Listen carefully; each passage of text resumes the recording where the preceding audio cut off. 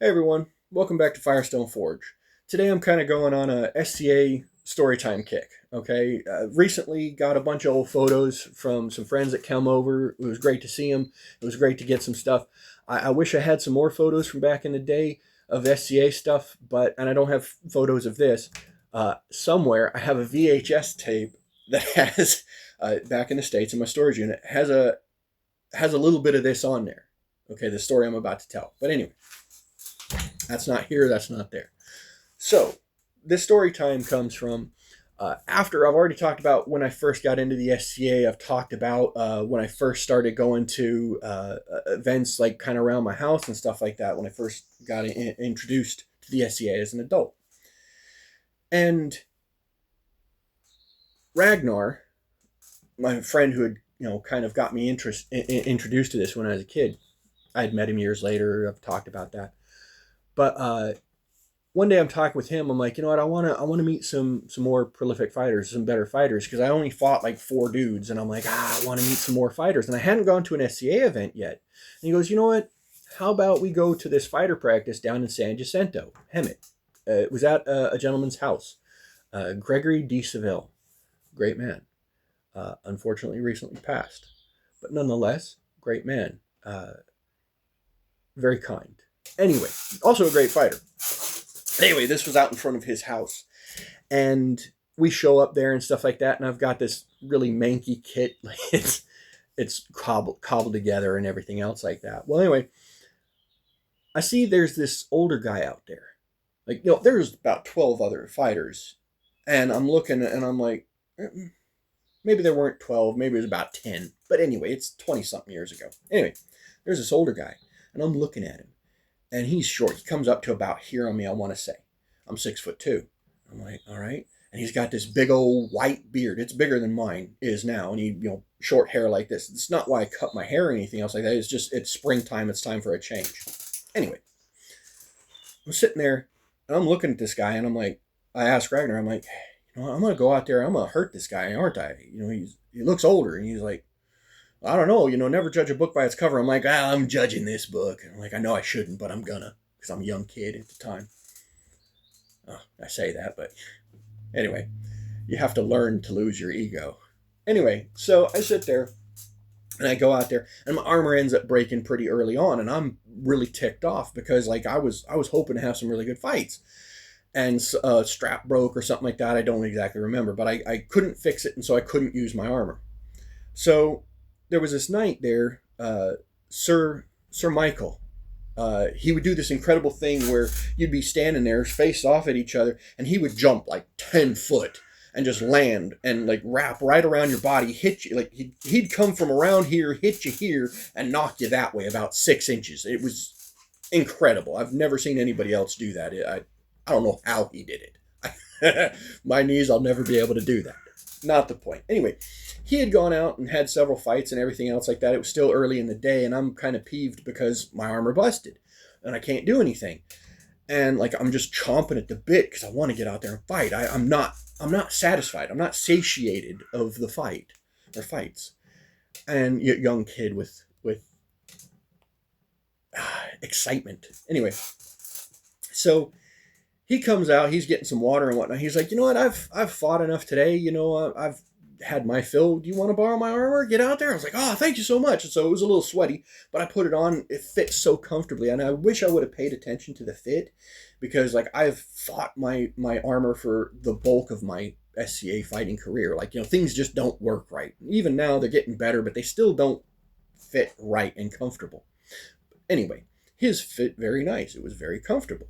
And so that allowed me to move around. So I go out there and I'm like going down the line. And finally, like I haven't had a chance to fight this little guy yet. I say little guy. But anyway, what ends up happening is come up against him and we're fighting. And like, I've got this big old heater shield that's strapped to my arm and stuff like that. So I'm like, trying to defend and whatnot, and I'm using my sword. But I'm not used to using my sword to defend this side of my body because I'm right-handed. And I get hit. He takes my sword arm, and I'm like, you normally don't get hit in your sword arm. I'm confused. how did this happen? I'm like, okay, well, whatever. You're in the middle of a fight, so you're like, okay. I throw down my shield. I grab my sword. I got my other hand behind my back, and I'm trying to fight, and I'm not proficient with my left hand. He takes my leg. And I'm like, well, oh crap. All right, so I go down to my knees, and I'm fighting, and I'm trying to, defend myself with my sword.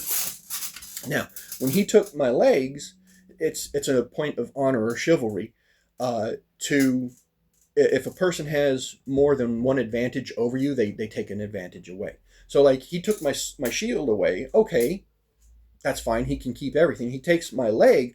He's going to give something else up because that's a point of chivalry or honor. So he takes his legs. And so we're both on our knees, right? He could have walked around to a certain point and attacked from different angles, but he didn't do any of that. He went down to his knees. And so we're fighting, and I'm trying to defend against this guy. And I just then he takes my other arm. How did he do that? How did he take my arm? I'm mad. I'm getting mad. And so he goes, put it back up. Let's try that again. And so I thank you. I put it up. He takes it again. This happens like 2 or 3 times. And I'm raging at this point because I'm not mad at him. I'm mad that he took my arms because I can't figure out how he took my arms. Okay? So it ends up being where I stop. I just tell him to kill me. He hits me in the head. And it caused me to be very self-conscious. And I was angry. And so I stuttered. Like, he was like, I'm not trying to make you angry. I'm like, I know. And so I get up and I bolt on over pretty much. I walk huffily over, and I'm getting some water. And I'm trying to calm down. And Ragnar, he's just sitting there talking with me. He's like, he's not starting no shit. He could have easily said, like, well, little old guy, you're going to crush him, aren't you? He didn't do any of that. I learned my lesson. First things first. Humility. Very important. But also, I was mad because I couldn't figure out how he hit me. And this guy, he stays away for a couple of minutes, 5 minutes or so. Gives me a time to breathe. Drink some water. I'm mad. And I'm talking with Ragnar about it. And I'm like, I can't understand how he hit me.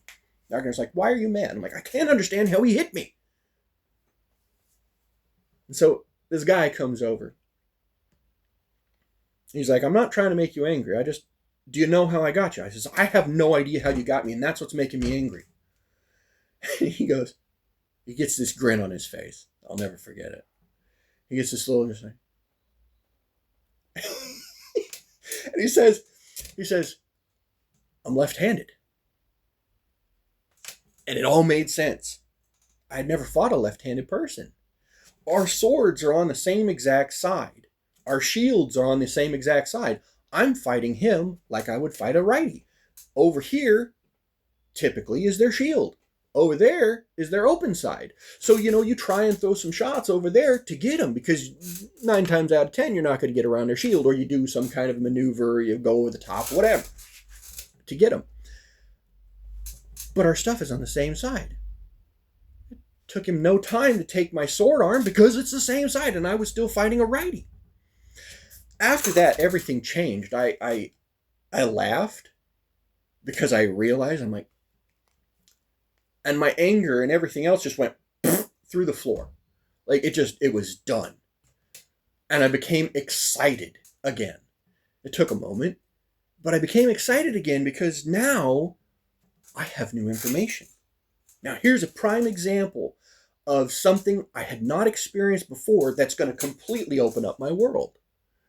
Now, that was the start. I was eventually at his knighting. He was the commander of the unit that I used to fight in, the 5th Brigade of Caid. Incredible man. Became a duke. He won the crown multiple times. And of course, I'm talking about Duke Sir Edward the Sinister. Sinister for left-handedness, not because of... He's a great man. Incredible man. Highly intelligent. Highly skilled fighter. Great heart. Okay? Was always there to answer any questions I had about lefties. And there's more stories about lefties to come. Please listen. I hope you enjoy. We'll talk to you later.